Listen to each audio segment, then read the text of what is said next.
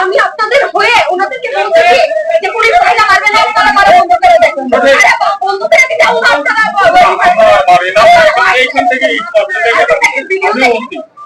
আমার গায়ে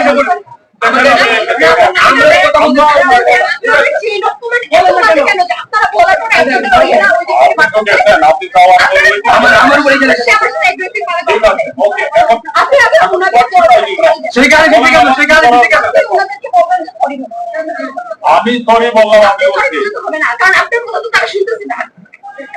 আপনার আপনাদের সাথে ভাইরা জিজ্ঞেস করার